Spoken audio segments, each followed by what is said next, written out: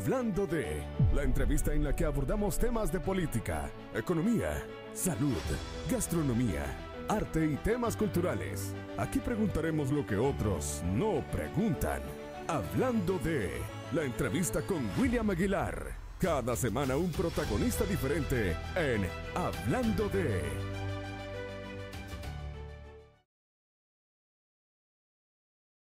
Hola, ¿qué tal? Buenos días, ¿cómo están? Es un gusto saludarles este fin de semana.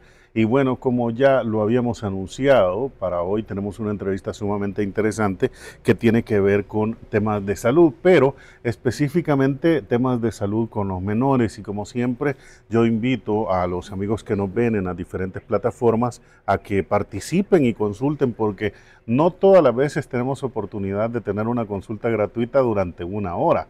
Así es que una consulta médica, ya saben ustedes que pues tiene un costo y esta vez es gratuito, y por eso agradezco a la doctora Griselda Vázquez. Ella es de la clínica Medikids del Centro de Medicina Ambulatorio de Chalón, acá en Chalchuapa, quien hoy nos acompaña, y estaremos hablando de temas de salud interesantes. Doctora, bienvenida, muchas gracias por estarnos acompañando.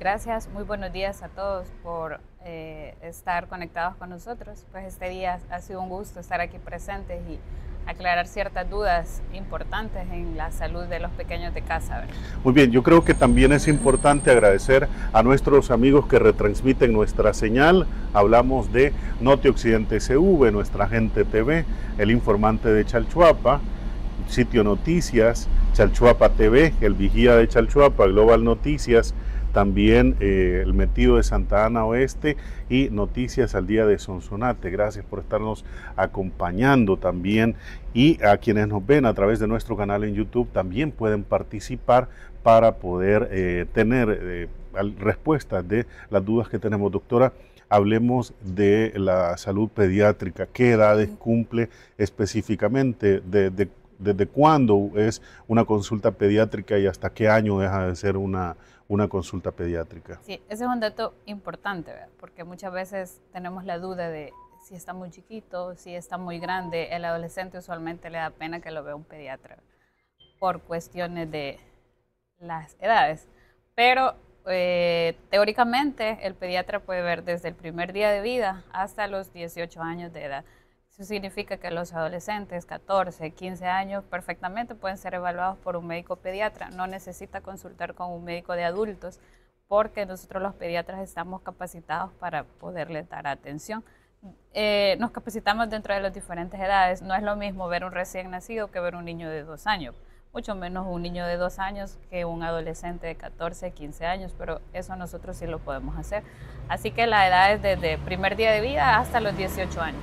A ver, doctora, hablemos un poco de los temas que a veces se convierten en temas de cultura o culturales. Por ejemplo, los médicos recomiendan que los niños deben de comenzar a comer o ingerir alimentos sólidos a los 6 meses. Pero muchos padres tenemos la costumbre, y me incluyo, de darles de comer a los 3 meses. Entonces, ¿por qué no es conveniente la alimentación sólida para los menores antes de los 6 meses? Bueno, primero aclarar, antes, hasta 5 o 6 años atrás, era hasta los 6 meses.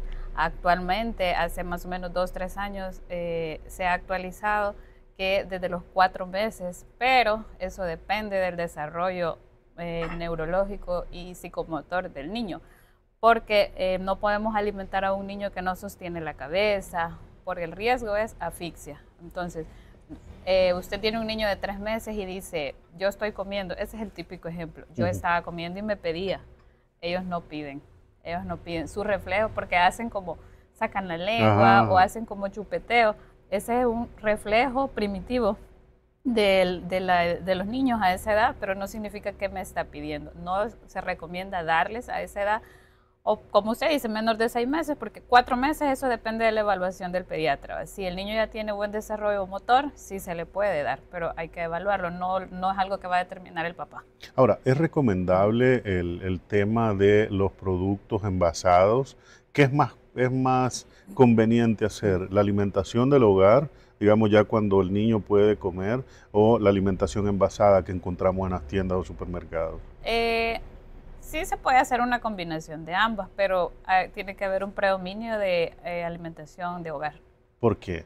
Primero por los colorantes, porque están expuestos a un montón de cosas artificiales. No sabemos si el niño es alérgico. Puede ser alérgico a cierto número de colorante, a cierto elemento que contiene, por ejemplo, para no haciendo promoción, pero el Herbert. No sabemos qué componentes trae y si mi niño es alérgico a X componente de ese producto, puede hacer una reacción solo dermatológica o puede ser tan severa y hacer una reacción anafiláctica. Por eso hay que empezar, el primer tipo de alimentación que se da, si hablamos de los 4 o 6 meses, papilla, ¿verdad? Sí. Productos naturales. Papilla no es solo que le voy a dar papa todos los días, eso también aclararlo, porque puede ser whisky, zanahoria. Lo que va a hacer se llama papilla porque la consistencia se hace como la papilla, pero son diferentes productos y empezamos con verduras.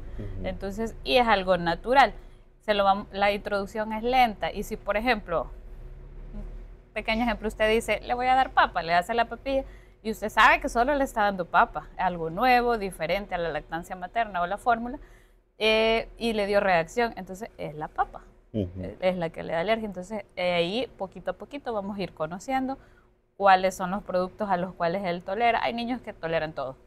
Sí. Entonces, Ahora, pero es por eso. Ahora hablemos de la alimentación natural. Llámese a esto leche materna. ¿Es conveniente que a los niños se les dé desde su nacimiento la leche materna hasta cuántos años? Porque hay niños que llegan a grandes y todavía tomando pecho. Eso es la primera pregunta. Y la segunda es, ¿qué tan conveniente es darle, digamos, la leche en polvo, que es lo que se acostumbra, para reforzar un poco, digamos, el tema de la alimentación de un menor?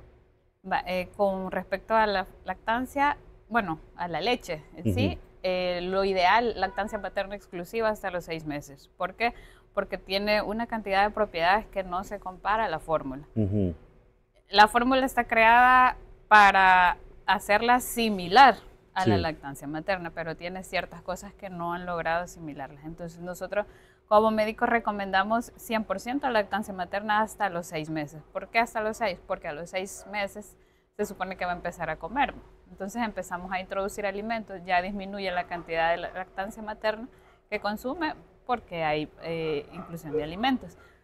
Si hablamos de fórmulas, hay un montón de fórmulas especiales. Todos los niños son diferentes. Entonces, yo puedo tener un niño que es alérgico a la proteína de la leche, que es estreñido, o que otro caso bien importante es que la mamá se va a trabajar.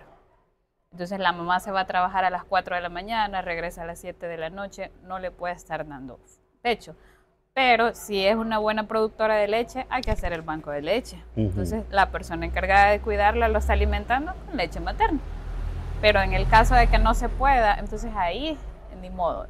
Ahí se introduce la fórmula, que no es lo ideal. ¿Por qué? Porque nos exponen a aumento del riesgo de alergias. Alergias no me refiero a solo que tiene roja la piel, sino que problemas respiratorios, bronquiales y problemas gastrointestinales, obesidad y etcétera, un sinfín de enfermedades. Pero hasta entonces, ¿hasta los 2 años. Se recomienda lactancia materna hasta los 2 años. Sí, porque hay niños que llegan a grandes y están en la plática. Hay niños de 4 o 5 años y en la chicha. Sí, Eso no se recomienda. ¿Por qué? Porque el aporte nutricional ya no es el mismo. Entonces, lo ideal es hasta los 2 años. Y a los 2 años ya come bien, ya se puede introducir la leche entera desde el año y ya lo sustituimos. Y a veces hay mamás que a los 2 años ya van por otro embarazo. Ahora, otro de los problemas que normalmente se da es que los niños crecen y se siguen orinando en la cama. ¿Esto es normal o es una patología o una enfermedad, doctora?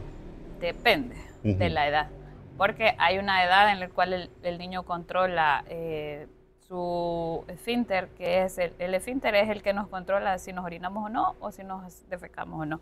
Entonces, entre varones y hembras hay diferentes edades. Por ejemplo, en el varón podemos esperar hasta los 6, 7 años y todavía lo puede hacer. En las niñas, 5 o 6 años, eso sería normal. Igual, hay niños que llegan a los 4 años ya controlan el esfínter. Pero a los 5 años, dice la mamá, hace 1 año ya controlaba y ya avisaba, pero hoy otra vez hacen cierta regresión, puede ser normal también. Y ya niños de 7 años para arriba, eso ya no es normal. Hay que ver si hay algún problema psicológico, problemas en casa. La mayoría de veces son problemas sociales, que padre divorciado, violencia intrafamiliar.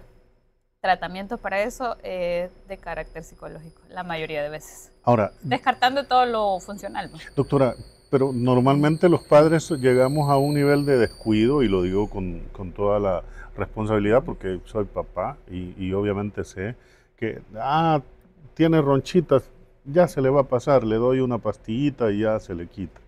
O le doy la cuarta parte de una pastillita, o le echo tomate, o pasta de dientes, o lo que sea, pero Café. ya se le va a quitar café, el pozol del café. Entonces, ese tipo de cosas nos llevan a nosotros a no consultar al profesional de la salud sobre la salud de un niño que empieza a desarrollarse, y en el futuro, cuáles son las consecuencias de no consultar en tiempo, digamos, sobre una patología. Primero es la cronicidad, ¿verdad? Porque hay patologías que de no tratarse a tiempo se vuelven crónicas.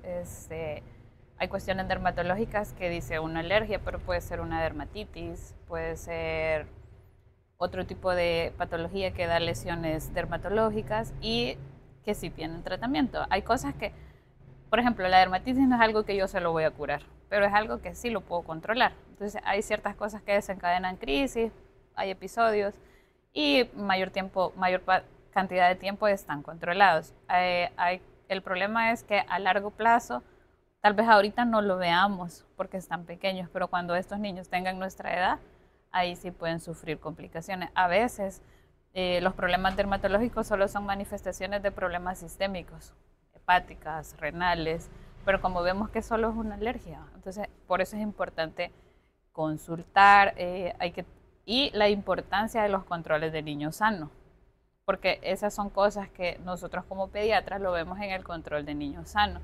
El control de niños sano no es porque dice la mamá, pero si no está enfermo. Por eso es control de niños sano. Porque en el control yo voy a ver peso, voy a ver talla, si no tiene un soplo del corazón, si no hay lesiones dermatológicas, hasta aspectos psicológicos se pueden ver en un control de niños sano. Pero eso depende de cada paciente. Entonces es importante por eso que se acerquen, busquen atención médica. Lo ideal es que solo los niños sean vistos solo por pediatra.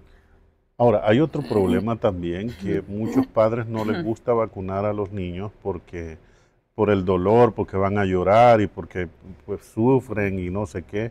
Pero ¿por qué son importantes las vacunas desde el nacimiento en los recién nacidos? Lo que usted dice es que por el dolor y lloran, pero en lo personal yo prefiero que llore un ratito a que va a estar toda la vida, o si es que no se nos muere, ¿verdad? Por falta de una vacuna. La importancia de la vacuna no es, porque eso también dicen, yo le puse la vacuna de la varicela y le dio varicela.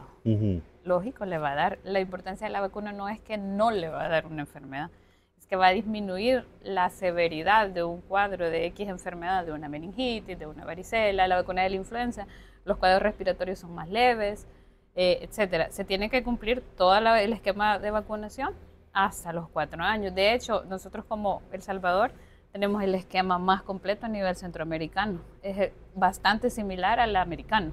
Es bien mínima la diferencia. Hay ahorita que han introducido más vacunas, mucho que mejor. Niñas de 9 años, se pueden vacunar niñas y niños. De repente hay papás que dicen no tengo tiempo para ir, que me voy a estar todo el día al seguro, que me estoy todo el día en unidad de salud. Pues los médicos privados damos ese servicio. Entonces ustedes se acercan, nosotros conseguimos la vacuna, hay un lugar específico donde solo pediatras tenemos acceso a las vacunas, no es cualquier médico, y ya se aplica la vacuna. La diferencia es el costo, ¿verdad? Y hay ciertas vacunas que son para lo mismo, pero no es la misma cobertura que tiene la de MinSal que la que usted va a pagar por cuestiones económicas, ¿verdad? O sea, al ministerio le sale muy caro a veces comprar ciertas marcas. Y es lógico, son muchos niños, ¿verdad? Entonces, esa es la importancia de las vacunas. Si de repente hay algún papá o alguna mamá que quiere poner vacunas, nosotros damos el servicio. Como mencionábamos al inicio, estamos ubicados en el Centro de Cirugía Ambulatorio Chalón. Nada más por cuestiones de vacunas se programan citas para ver qué días está disponible porque es de ir a traer la vacuna, no es que la vacuna esté ahí por cuestión de almacenamiento y cadena de frío, ¿verdad? Que no se deben romper.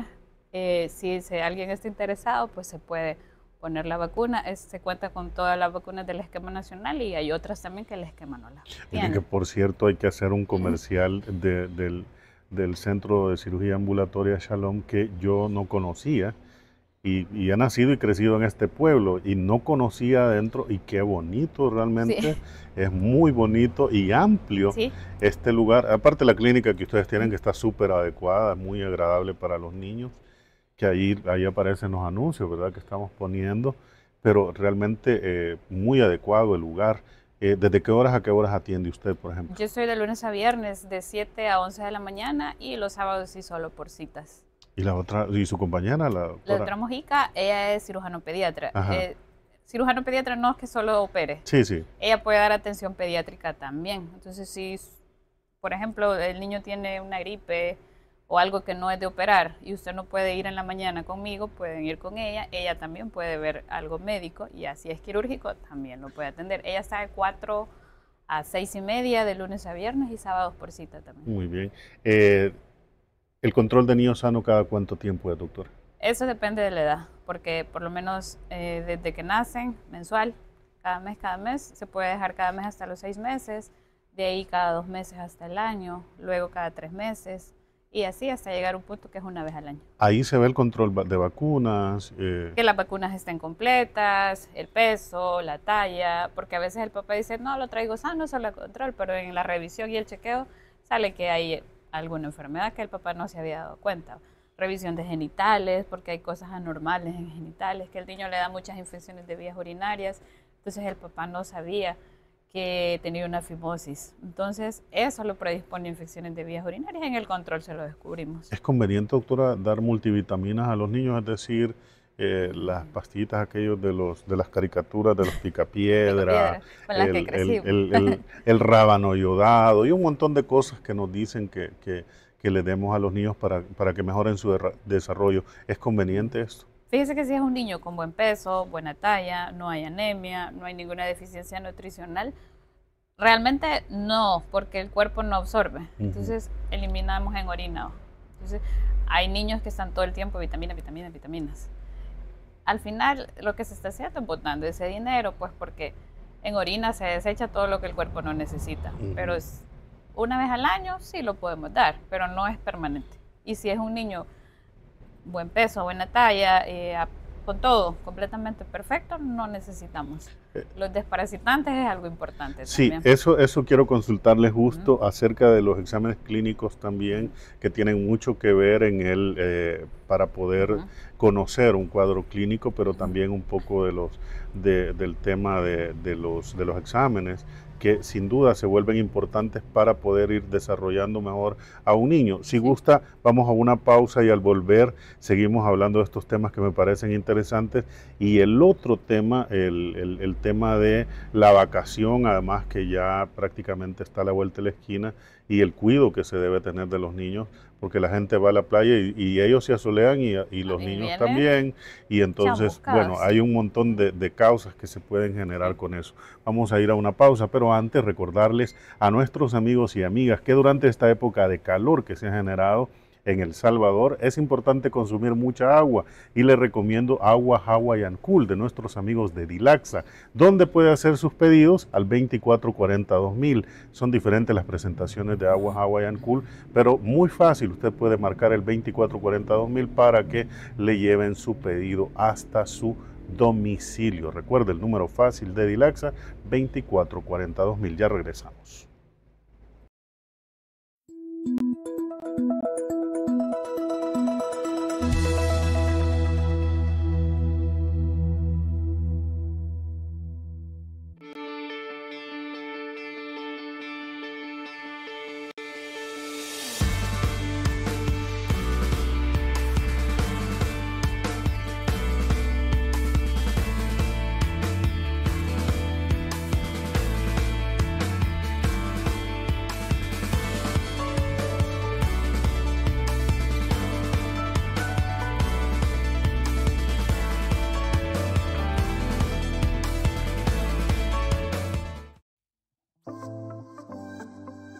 El profesor Ricardo Saz ha puesto en práctica lo aprendido en el arte de la pintura. Ricardo Saz dedica 6 días de la semana a la creación de obras con diferentes estilos, pero también es uno de los máximos exponentes del arte en El Salvador y diferentes países. La vocación de Ricardo Saz lo ha llevado a transmitir sus conocimientos a niños y jóvenes de la zona de Chalchuapa en Santa Ana. El profesor Ricardo Saz también se dedica a la restauración de imágenes de diferentes parroquias del país, utilizando los materiales más modernos para la restauración, lo que lo ha llevado a recibir reconocimientos nacionales y extranjeros.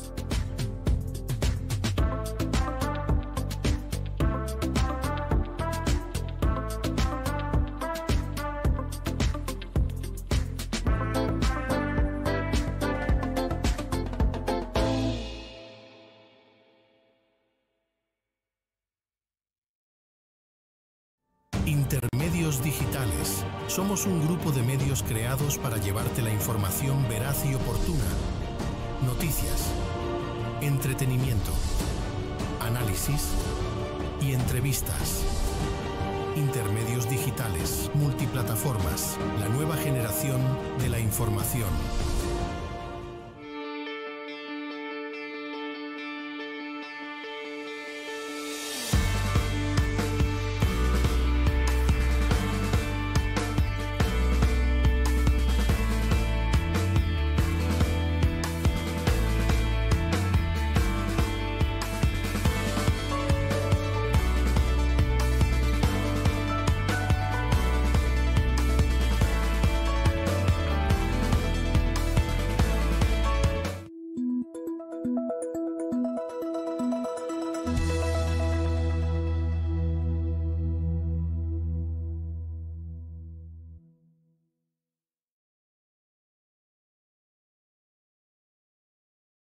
Bueno, muchísimas gracias por continuar con nosotros. Agradecemos a quienes nos están acompañando y han seguido toda la plática durante el primer bloque que hemos tenido con la doctora Griselda Vázquez, que nos ha dado, digamos, un poco una lección de cómo debemos aprender a ser buenos padres de nuestros pequeños. Ella es médico de la clínica Medikids, que está ubicada en el Centro de Medicina Ambulatoria de Shalom, aquí en Chalchuapa. Para que nos ubiquemos, ¿cuál es la dirección del Centro de Medicina? Tercera calle Oriente. Tercera calle Oriente, ¿verdad? Ajá, es entre la 11 y la 9. Entre la 11 y la 9, me dice aquí el señor productor, para que nos ubiquemos ahí, una cuadra arriba, ¿verdad? De la policía, por ejemplo, para ubicarnos, ¿verdad? Hay una, ahí a la vuelta de la policía, ahí está, para que se ubiquen. Pero es muy interesante poder hablar también acerca, ya hablamos del tema de la alimentación, ya hablamos de cuándo o cómo se debe hacer un control de niños sanos, porque es importante las vacunas, pero también hablemos de los exámenes clínicos que realmente no le prestamos atención y la desparasitación es sumamente importante en un menor y también en los adultos, que nos volvemos descuidados en ese sentido de no cuidarnos, pero sí comemos en la calle, el pancito en la calle, el cafecito y todo, y no tenemos ese cuidado del lavado de manos, puede generarnos este problema. Pero en los niños, doctora, ¿por qué es importante realizar exámenes clínicos y asegurarnos de que estén desparasitados? Fíjese que se recomienda una vez al año si el niño no tiene ningún tipo de síntomas, diarrea, dolor abdominal, que no gane peso, heces y orina una vez al año. Pero en el caso de que si hay alguna manifestación clínica, pues es recomendable tomar esos exámenes. Si el niño le tomamos exámenes de rutina, que porque yo ya tengo un año de que no lo desparasito, que no le doy medicamentos o que simplemente no le he hecho un chequeo, le hacemos el examen de heces, el examen de orina. De hecho, se puede hacer una vez al año un hemograma porque puede haber una depleción de hemoglobina y necesitar hierro. Entonces, si heces y orina están normales, no hay parásitos, no hay infección bacteriana, no hay absolutamente nada, y clínicamente un niño sano, no se recomienda usar desparasitantes. Quieras o no, el uso excesivo de medicamentos, problemas gástricos, al final estos niños terminan con gastritis medicamentosa por el exceso de medicamentos. Y usualmente, bueno, yo he visto que les dicen, la gente consulta en la farmacia. Mm. Entonces, muchas veces no hay médico y si hay es un médico general. El médico general casi siempre está como más apto a ver adultos. Entonces le va a decir, dele X medicamento. Es una dosis, unidosis y le mata todos los parásitos. Mentira. Le puede hacer efecto en ciertos parásitos, pero por ejemplo, su niño salió con amibas. Las amibas no se van a morir con una dosis. Y de aquí a 2 meses, otra vez el mismo cuadro y a repetición, y dicen las mamás, no entiendo yo por qué no le controlo los parásitos. Si hace 2 meses le di, hoy tiene diarrea y yo lo acabo de desparasitar hace 1 mes, ¿es el tiempo suficiente para adquirir otra parasitosis? ¿O es la misma que no se supo erradicar de manera correcta en la vez que le tomamos el examen y nos salió positivo? Si nos salió negativo, no necesitamos darle nada. Y algo bien importante es el lavado de manos. Bien curioso porque en los años de COVID, todos el alcohol, nos lavábamos las manos, no queríamos tocar nada. Algunos se lo tomaban. Pero... Algunos se lo tomaban para desinfectarse. Sí. Pero de hecho, los niños de esa época crecieron con el hábito de usar alcohol gel, mami lávame las manos o cosas así. Entonces, en ese tiempo los parasitismos disminuyeron, no se imaginan cuánto. Ahora nadie carga alcohol gel, nadie se lava las manos, volvimos al tiempo de antes de COVID. Entonces, otra vez los parasitismos. Y como ya no compartíamos tampoco, porque, uy, y si este tiene COVID, ni siquiera tomamos agua en la misma botella. Sí. Por el miedo al COVID, no a las otras patologías que siempre estuvieron ahí. Entonces ahora, como ya regresamos, como que se nos olvidó el COVID. A la normalidad, entre comillas. A la pseudonormalidad. Entonces, otra vez, los parasitismos. Y un montón de parásitos. Entonces, de tener ese cuidado. El lavado de manos no ha sido solo durante el COVID, el lavado de manos ha sido siempre. A ver, doctora, hay un tema que no quiero dejar pasar por alto y es que el desarrollo de las niñas y de los niños es totalmente diferente. ¿Cómo comenzar a notar cuando una niña comienza a desarrollar y si hay que prepararse en el sentido de medicamentos o vitaminas o X, porque pues las niñas obviamente viven una etapa diferente con su primera menstruación a un niño, que lo único cambio que empezamos a ver es que se le pone la voz ronca, pero en el caso de las niñas es un poco diferente. ¿Hay formas de cómo el padre debe prepararse o consultas que debe hacer para que no haya ningún problema de salud en el futuro con las niñas? Bueno, realmente hay una escala que se llama escala de Tanner, que esa escala usamos los pediatras para ver el desarrollo físico de los niños. Empezamos desde tempranas edades, pero más o menos en las niñas lo que se empieza a notar es el crecimiento mamario, el botón mamario. Son cosas que casi siempre es la mamá, porque a la niña ya le da pena que la vean desnuda. Entonces, básicamente la mamá es la que tiene que hacer esas revisiones, vello púbico, y sí consultar. ¿Por qué? Porque por lo menos hay niñas que desarrollan a los 9 años. No es muy frecuente, pero algunas sí. 10 empiezan desarrollo, me refiero a menstruación. Entonces, antes de eso, sí, a los 9 años, yo veo que mi niña ya tiene, le están creciendo los pechos, ya hay vello púbico, vello axilar. Entonces, sí se recomienda una revisión por pediatra, evaluar. Bueno, el médico evalúa si necesita exámenes como un hemograma, heces, orina, que son como los de rutina, porque hay que ver cómo está esa hemoglobina, lo más importante, para ver si tenemos que reforzar con hierro, con ácido fólico, o si está dentro de parámetros normales. ¿Por qué? Porque no sabemos esa menarquia cómo va a ser. Entonces, si su sangrado va a ser abundante, si va a ser doloroso, y si hay un sangrado abundante, lo más probable es que haya una disminución de hemoglobina. Entonces, podemos cubrir antes de. Y si esa niña ya está con anemia antes de desarrollar, más las pérdidas que va a tener, eso va a agudizar más el cuadro de anemia. ¿Hay consultas sobre eso, doctora? Sí. ¿O es que la gente no consulta de esos temas? Hay consultas. Los pediatras vemos eso, pero la gente no consulta. No, a eso me referí. O sea, yo sé que puede haber, digamos, hay médicos preparados para hacerlo, pero la población está culturizada en cuanto a este tema. Culturizada, que no lo hacen como tabú. Ajá. Que le da pena, que, uy, ¿cómo van a saber? ¿Cómo voy a consultar por eso? No es nada que avergonzarse. Es algo normal en todas las mujeres y sí, a veces uno por desconocimiento comete ciertos errores, ¿verdad? Pero sí se pueden acercar a consulta con su pediatra y aclarar algunas dudas. Por ejemplo, que la niña ya desarrolló y le duele mucho, pero yo le doy acetaminofén y no se le quita, porque el acetaminofén no es para eso.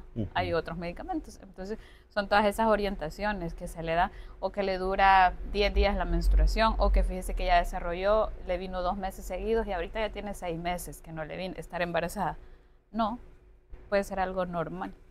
Pero por eso se necesita la consulta. Es algo que normal se ve en entre comillas, ¿verdad? Porque, porque estamos en un proceso hormonal. Sí. Entonces, para eso son esas consultas, para orientar. Hay mamás que piensan que su niña está embarazada porque tiene 6 meses de no ver regla y le hace 2 veces nada más le vino, pues.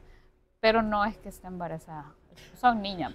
Ahora, el tema de los exámenes clínicos creo que es importante para ver el tema de la desparasitación, para ver temas de hemoglobina y todo lo necesario. Pero el crecimiento en los menores, en el cuerpo se van generando distintas situaciones. Y hay temas culturales como el empacho, que conocemos todos. ¿Existe para usted, doctora, realmente el empacho como lo conocemos o como nos enseñaron las abuelitas? Mire, en términos médicos es una transgresión alimentaria. Entonces es algo que comió mucho, mal preparado, y eso le generó cierto malestar estomacal.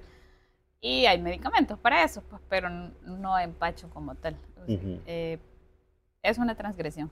Sí, y yo sé, y esto tengo que preguntarlo, no porque no sepa qué es, pero, por ejemplo, hacemos una toma con ceniza, le echamos brasas, le echamos cebolla morada, le echamos bismuto compuesto, aceite de oliva, una Alka-Seltzer, y para colmo le vamos y le compramos una soda de esas simples y le echamos y a que se lo tome de un trago.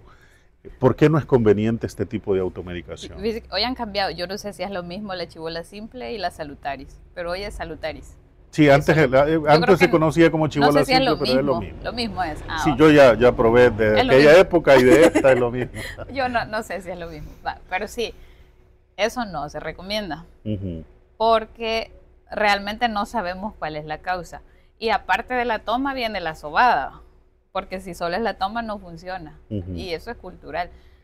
El riesgo de sobar a un niño es bien grande, bien grande. Hay niños que se han muerto por sobarlos, que se han complicado porque ahí está el bocado, dicen, aquí le siento. Así dicen, así me han contado a mí, que ahí le siente el bocado cuando lo sobó. Entonces, realmente es alimento no digerido, probablemente algo que, muchos carbohidratos, algo así, si no lo digirió, pero lo que hace con la sobada es empujárselo y forzar el intestino. Entonces, esa presión se aumenta en el intestino y llega a un punto que la presión aumentada más la toma le paralizó el intestino, porque la toma lleva bismuto, Alka-D, no sé qué cosas más le ponen. Pero ciertos medicamentos que lo que hacen es paralizar el intestino. Cuando ese intestino se paraliza, ya no hay ningún peristaltismo, se llama eso. Hay cierto movimiento que tenemos normal en el intestino, entonces se paralizó, dejó de movilizar heces y aumenta la presión, va aumentando, llega un punto que ese intestino se rompió y se perforó. Eso se vuelve un cuadro quirúrgico. Entonces el niño termina operado, le cortaron, por ponerle un ejemplo, 15 o 20 centímetros de intestino. Ese intestino ya no va a funcionar normal, y eso sí no fue bien, porque a veces se puede morir, o se le cortaron una parte del intestino que es bien importante y entonces él ya no puede comer, terminó con una parte del intestino de fuera para poder defecar o para alimentándose por una gastrostomía. Entonces es algo bien delicado, y eso sí el niño no le fue peor, pues, porque sí se pueden morir. Esta práctica yo no sé si todavía existirá, yo realmente ya no la he visto realmente, pero era cultural el hecho de que le hacen ojo al niño. Entonces le poníamos el famoso ojo de venado, una gran chibola así, todavía, con una pulserita roja para que no le hicieran ojo. Y si le daba ojo, también cuando le daba hipo, ¿verdad? Yo he visto que en las camisitas por dentro, con un ganchito les ponen un pedacito de tela rojo. No, realmente, bueno, yo respeto esas prácticas, pero realmente no sé yo cuál es su función. Dice la señora que es contra, pero muchas, mire, yo he visto un montón así, Y, pero miren, me le han hecho ojo y es una neumonía. Ajá. O sea, y no es el ojo. Y a lo que quiero llegar es que se hacía aquella práctica de poner boca abajo al niño a golpearle la planta de los pies para que el cerebro le llegara a la Cuando mollera. se le cayó la mollera. O la mollera, o sea, ese tipo de cosas, doctora, son culturales, pero que ponen en riesgo la salud de un menor desde pequeñito. Sí, cuando dicen que la mollera se hundió, eso es signo de deshidratación. Entonces, la mollera no se hunde porque sí y no se llama mollera, se llama fontanela. Entonces, hasta cierta edad eso está permeable. Cuando está normal, se siente hasta aguadita. No hay nada que hacer, es algo fisiológico.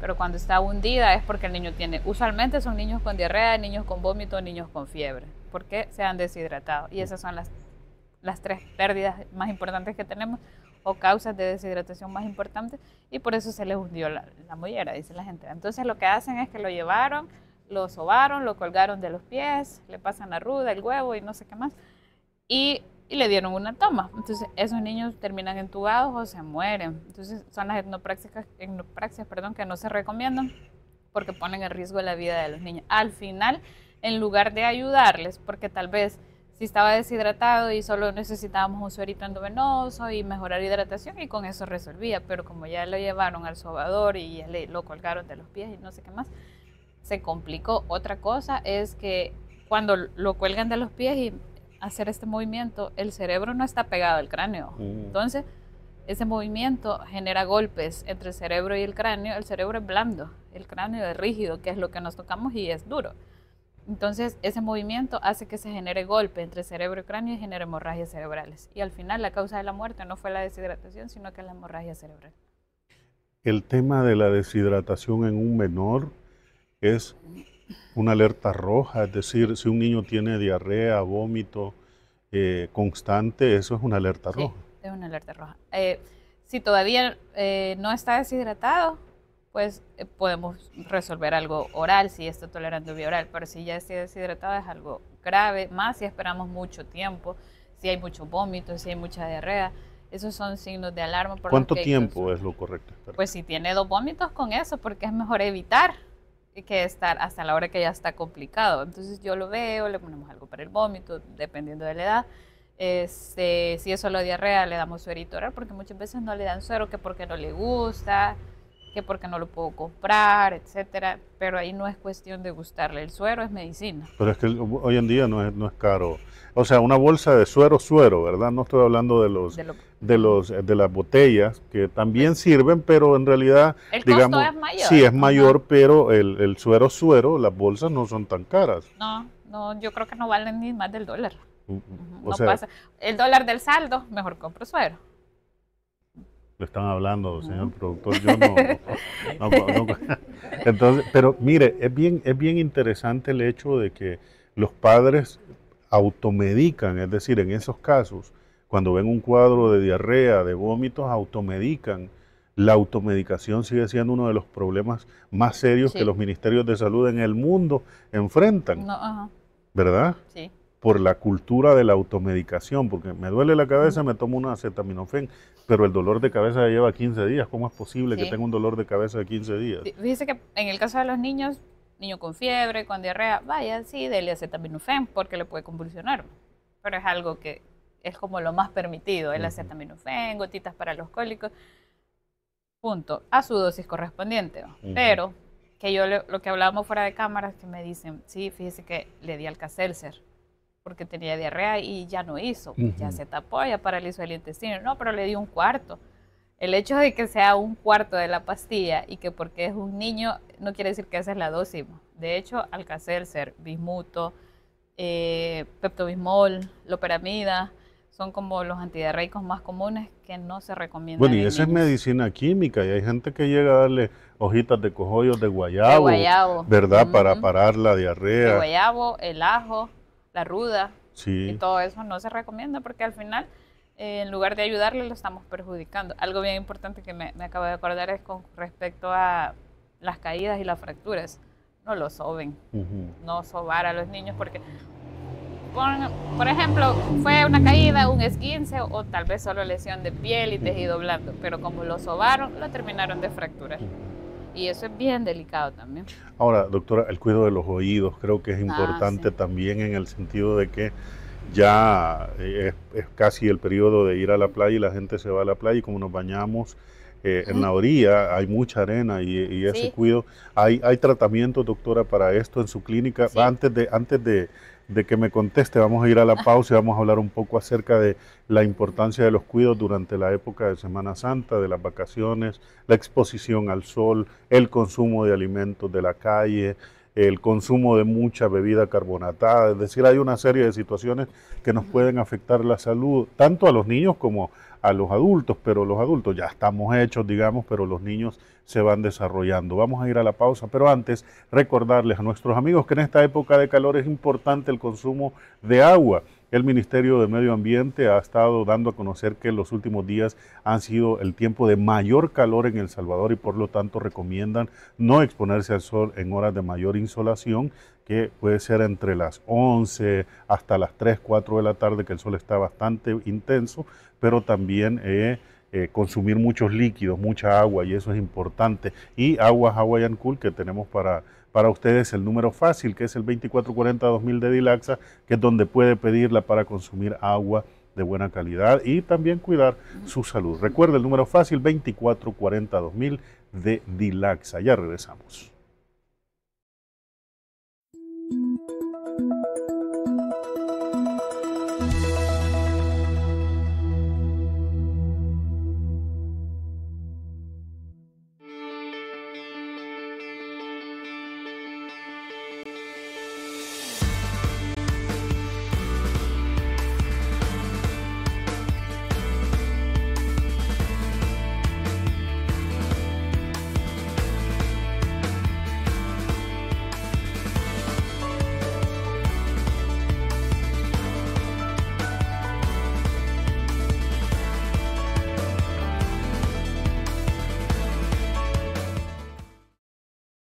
Intermedios digitales. Somos un grupo de medios creados para llevarte la información veraz y oportuna.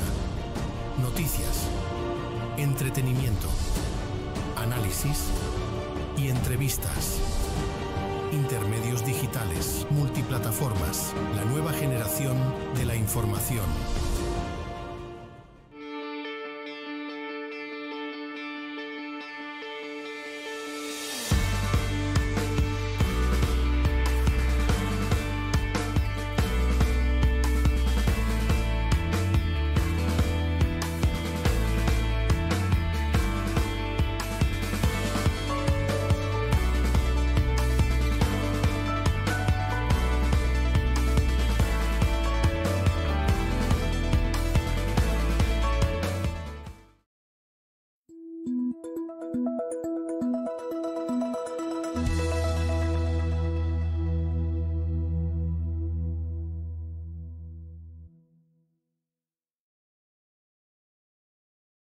Bueno, muchísimas gracias por continuar con nosotros. La doctora Griselda Vázquez nos acompaña este día y estamos hablando de temas de salud en niños. Ella es pediatra de la clínica Medikids, que está ubicada en el Centro de Medicina Ambulatoria Shalom, aquí en Chalchuapa.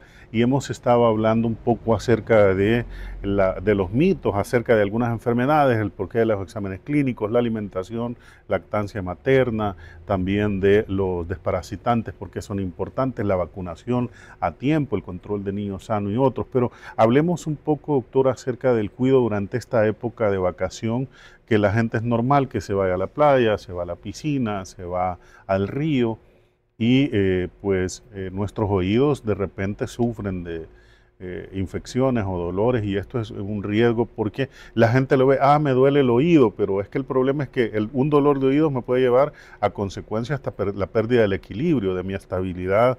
Entonces, hablar un poco cómo debemos cuidar a nuestros niños durante esta época y cuidarnos nosotros también. Sí, como mencionaba, una de las complicaciones, pérdida del equilibrio, pero si nos vamos a algo más grave, una meningitis, que el punto de entrada es el oído. Una otitis no tratada puede darnos una meningitis, empieza con convulsiones, dolores de cabeza y la muerte, si no se trata. Es bien importante ponerle atención a esos dolores de cabeza. Hay dolores de cabeza que era un niño sano y de repente empezó con con dolor de cabeza, así de la nada, 15 días de dolor de cabeza, hay que revisar esos oídos. Los oídos, las infecciones de oídos dan infecciones, dan dolores de cabeza, entonces hay que consultar ante una simple manifestación como un dolor de cabeza, hay que consultar con su pediatra para que nosotros podamos evidenciar y revisar esos oídos. Hay aparatos específicos para revisar oídos, ya que a simple vista no se ve. Otra cosa es como complicación, pérdida de la audición, el equilibrio, y aparte de perder el equilibrio, eso puede generar una caída y ya se vuelve otra cosa. Doctora, vamos a ir a una breve pausa y quiero que sigamos hablando de este tema porque no hay duda que es importante el hecho del cuidado de la salud de los oídos, es importante. Vamos a ir a la pausa y al volver seguimos platicando acerca de este tema que es prioritario para niños, niñas y también para las personas adultas. Así que vamos a ir a un corte y ya regresamos.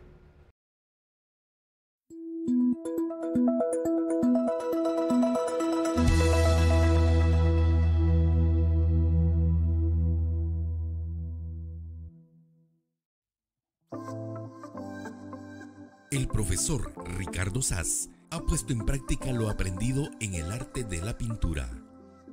Ricardo Saz dedica 6 días de la semana a la creación de obras con diferentes estilos, pero también es uno de los máximos exponentes del arte en El Salvador y diferentes países. La vocación de Ricardo Saz lo ha llevado a transmitir sus conocimientos a niños y jóvenes de la zona de Chalchuapa en Santa Ana. El profesor Ricardo Saz también se dedica a la restauración de imágenes de diferentes parroquias del país, utilizando los materiales más modernos para la restauración, lo que lo ha llevado a recibir reconocimientos nacionales y extranjeros.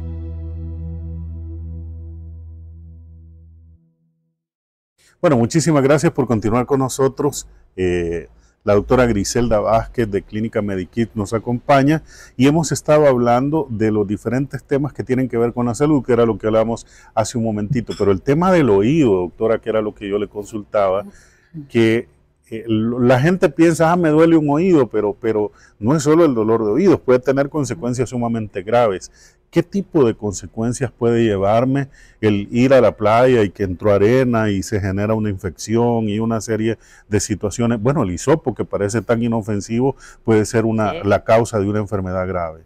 Sí, bueno, primero, a veces sí, el dolor solo es dolor, nada más se trata con un analgésico, pero la mayoría de veces hay infecciones que ya necesitan, más que analgésico, antibiótico. Una infección de oídos no tratada puede terminar supurando pus. Un paciente sano no debe de tener secreción líquida o purulenta de los oídos. Cuando ya empezamos a ver ese tipo de secreciones, hay que consultar.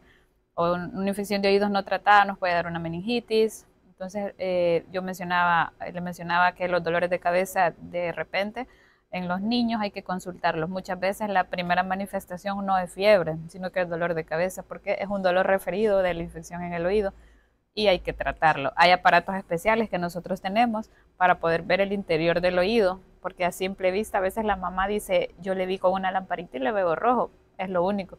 Pero le ve rojo porque se metió el dedo, porque se metió un hisopo. O otra cosa bien importante es que los niños tienen la tendencia de introducirse objetos, ya sea en la nariz o en el oído, o se las tragan, las monedas se las tragan. Pero en el oído un objeto es un cuerpo extraño, entonces cuando el cuerpo empieza a generar una respuesta ante ese cuerpo extraño, empieza la fiebre, el dolor. Muchas veces son cuerpos extraños los que generan la infección. Y lo que usted mencionaba, alteraciones del equilibrio y que al final yo me mareé y no sé por qué y me caí, me golpeé, ya es un trauma de cráneo y me fracturé el brazo. por poner un ejemplo, pero es por lo mismo la pérdida del equilibrio por el problema del oído. Hay que consultar ante cualquiera de esos síntomas. La arena de la playa, doctora, o sea que es tan Fina. común, ¿verdad? Bien, Y bien. tan común que se dé que la gente va a la playa y regresa y no se hacen. ¿Cada cuánto es recomendable hacernos una limpieza de oídos? Eso es bien importante, ¿va? Lo que mencionaba antes de los hisopos. El hisopo no se introduce.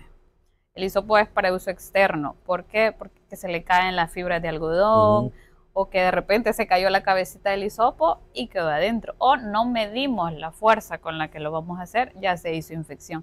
Entonces el oído se tiene que estar limpiando con hisopo externo.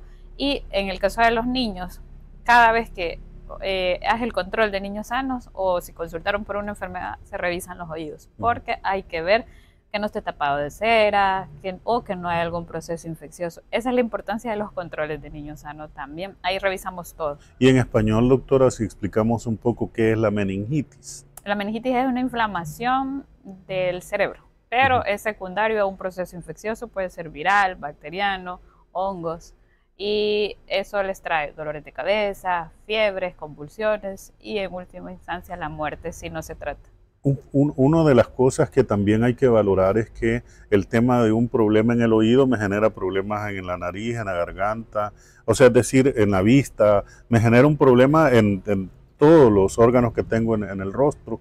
No es solo el oído, ¿verdad? No, doctor? porque es parte de vía respiratoria superior, entonces internamente oídos, boca y nariz se comunican y entonces eso genera un problema en conjunto como tal, y el cerebro no va incluido, pero los microorganismos hacen como una translocación bacteriana, es decir, que migran de un lugar a otro y pasan la barrera hematoencefálica, que es la parte que recubre el cerebro, y ahí es donde ya se genera una meningitis. Doctora, ¿hay diabetes infantil? Sí, hay diabetes infantil.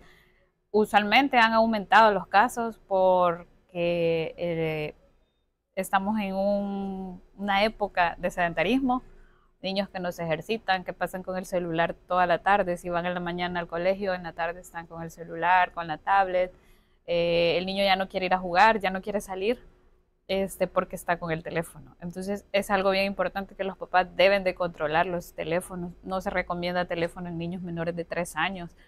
Aparte de esos son problemas a largo plazo. Hay niños con diabetes desde meses de edad, pero a largo plazo también obesidad, hipertensión, diabetes, todo eso es desencadenado por el sedentarismo y que los niños ya no se ejercitan. ¿Y cómo lo puedo detectar? Es decir, en niños, en el tema de la salud, ¿cómo lo detecto yo? Sé que yendo al médico, pero en mi casa, viendo, ¿cuáles son los síntomas? Si usted tiene un niño de meses, es complicado que lo detecte. Es más médico, pero en un niño 4 años hacia arriba, niños con orinadera, con pérdida de peso, somnolientos, y que de repente empezaron con fiebre por una gripe, para ponerle un ejemplo, y el niño se puso cansado y se me desmayó. Eso puede ser una diabetes debutante, pero ya así por clínica o que usted lo sospeche es un poquito complicado, es más que un médico lo va a sospechar, pero sí en los niños ya grandes la pérdida de peso en un mes ha bajado un montón de peso y no come y solo quiere cosas dulces, dice la mamá, y en la noche se levanta 10 veces a orinar y no toma agua antes de acostarse. Más o menos esas son las manifestaciones clínicas más obvias en niños ya escolares de 5 años hacia arriba. Y esto tiene que ver más con la psicología, pero también hay niños que desde pequeños comienzan a tener problemas de depresión. Sí, se da y es bastante difícil, pero casi siempre eso es secundario a problemas familiares. Y hay niños con problemas psiquiátricos, aparte, ajenos a su medio familiar, pero la mayoría se deben a eso, a padres divorciados, muerte de madre, muerte de padre, violencia intrafamiliar. Pero también, digamos, un cuadro clínico de salud de dolor de cabeza permanente, un dolor X o algún síntoma me puede llevar, digamos, a un estado depresivo también, a un niño. Sí, un niño que ya comprende su situación, sí, ¿verdad? Que algo que no se le detecte, o también hay que ponerle atención a esos dolores de cabeza en niños de 6, 7 años, dolores de cabeza fuertes que lo tumban del dolor, porque es edad en que se pueden presentar los tumores cerebrales también. Entonces, son niños que hay que estudiarlo. No es solo de, ahí le voy a dar un acetaminofén y ya estuvo. O sea, dentro de todo, es mejor estudiarlo y salir de la duda que quedar pensando a saber qué tiene va. Doctora, pero hay gente que tiene el hábito de que mejor la mitad o la cuarta parte del acetaminofén porque está pequeño o pequeña para el dolor de cabeza, pero al final es prácticamente la automedicación, no es recomendable. No, todas las dosis de medicamentos en pediatría es en base al peso. Que a veces le di, uy, pero mucho, le toca una tableta mucho, dice la mamá, pero el niño está gordito, el niño pesa más de lo que debería para su edad, ni modo, si yo le doy lo que debería por su edad, pero el niño está en obesidad, no le voy a hacer nada. Por o eso es asmático. O es asmático, ¿cabe? Todas las dosis son en base al peso de su niño, no es porque es niño le doy poquito, no es así. El bloqueador solar durante esta época que van a la playa, a la piscina, ¿es recomendable para un niño? Es decir, porque a veces están de brazos o medio caminan o ya están un poco grandecitos y la gente los baña de bloqueador solar. ¿Es conveniente? Sí se recomienda a partir de los 6 meses. Usualmente un niño de menos de ese tiempo no lo exponen mucho al sol. Pero sí se recomienda a partir de los 6 meses usar el bloqueador solar, hidratarse, son todos los cuidados que hay que tener. En esta época del año, creo que ya esta semana empezamos con los calores fuertes, hidratarse, tomar más agua de lo usual. Tomar agua no es un vaso en la mañana y un vaso en la noche. Eso es deshidratarse. Entonces hay que tomar bastante agua, unas 2 o 3 botellas. Como estas que traen, creo que 500, 600. Con 2 o 3, depende de la edad de un niño grande, ¿verdad? Pero si el niño es menor de 6 meses y solo es lactancia materna, pues más lactancia, ¿verdad? Y la mamá se tiene que hidratar. Y en el caso de los niños que ya se alimentan, sí ya les podemos dar un poco más de agua, evitar salir a las horas fuertes, como lo mencionaba usted, a exponerse al sol, ropa fresca y más que todo la hidratación. Y sobre las bebidas carbonatadas, son solo azúcar. Entonces, esas bebidas, más que hidratar, deshidratan. Entonces, en todo caso, suero. El suero se puede dar para hidratar. Si yo sé que lo voy a exponer al sol y al niño le gusta tomar suero, hasta se lo podemos dar refrigerado, helado, porque es más refrescante aún. Y sustituir el suero por las bebidas hidratantes que venden también es conveniente. Exacto, sí, es mucho mejor. El suero lo podemos usar en lugar de Gatorade. El Gatorade solo es azúcar. Detrás de esto va la obesidad, la diabetes, la hipertensión. Hay niños que solo los han acostumbrado a bebidas de cajitas, que son sumamente azucaradas. Gatorade creo que solo vienen en botella. Ya los niños grandes consumen eso, que el niño va a hacer ejercicio para que no se deshidrate le doy un Gatorade. Falso, lo estamos deshidratando más, porque solo es azúcar. Entonces el azúcar en el cuerpo lo que hace es deshidratar las células. Entonces mejor o le dan agua o le dan un suero. O una bebida natural, jugo de naranja, jugo de limón, pero natural, sin colorantes, perdón. Doctora, ¿cuánto cuesta, cuál es el valor de una consulta médica con usted en la clínica Medikit? Sí, la consulta cuesta $20, si es en horario de 7 a 11 o sábados por cita. Ya emergencias sí tienen un mayor costo porque vemos también emergencias en la noche. No sabemos, ¿verdad? Los niños se enferman a cualquier hora, entonces me deja de disponibilidad de tiempo porque también trabajamos en otro lugar. Las vemos, pero sí el costo de la consulta ya es diferente. ¿Y qué número pueden hacer las reservaciones de la consulta? Al 6052-4167 por WhatsApp se puede o llamada. Bueno, y si tienen alguna duda pueden llegar al Centro de Cirugía Ambulatoria Shalom aquí en Chalchuapa y ahí consultan los números, por ejemplo, de la doctora Griselda Vázquez para que puedan tener mayor información. Doctora, yo quiero agradecerle porque cada vez que tengo estas entrevistas me voy aún con mayor conocimiento acerca de el cuidado que deben tener o debemos tener los padres sobre nuestros hijos, y también me alegra mucho el que la población pueda tener acceso a estos temas que muy poco se habla en los medios tradicionales, muy poco se habla de estos temas porque pues obviamente no son digamos que generen rating, pero sí en realidad nos ayudan a salvar la vida de niños o de personas en general. Gracias, doctora, por haber venido. Gracias a ustedes por la invitación. Y igual estamos ahí con la disposición para alguna control de niño sano, atención por enfermedad, adolescentes, que mencionábamos que es importante los controles. Hay controles en adolescentes una vez al año, vacunación si se necesita, servicio de nebulizaciones, tenemos hospitalización. Muchas veces no queremos ir a los hospitales nacionales por diferentes motivos. También brindamos esa atención, la atención de emergencias. Si no se comunican con el número que di, pueden llegar al hospital, sí, y ahí les dan el dato y ellos se comunican con nosotros para hacer la cita. Y si estamos ahí, de una vez podemos dar la atención. Pueden llamar también al número 6312-1436. También es el número de la secretaria para poder hacer cita con ella. Muy bien. Muchas gracias, doctora, por haber venido y poder platicar con nosotros acerca de estos temas. De verdad estoy muy agradecido. Y bueno, esperemos que no sea la última vez que esté con nosotros, sino que podamos seguir hablando del tema de nuestros niños para cuidar la salud de nuestros niños, porque depende mucho. La salud de los niños será la salud de las próximas generaciones en nuestro país. Eso sí. Así es. Gracias por habernos acompañado y como siempre les deseamos que tengan un buen día. Hay que cuidarse y hay que tomar mucha agua. Gracias.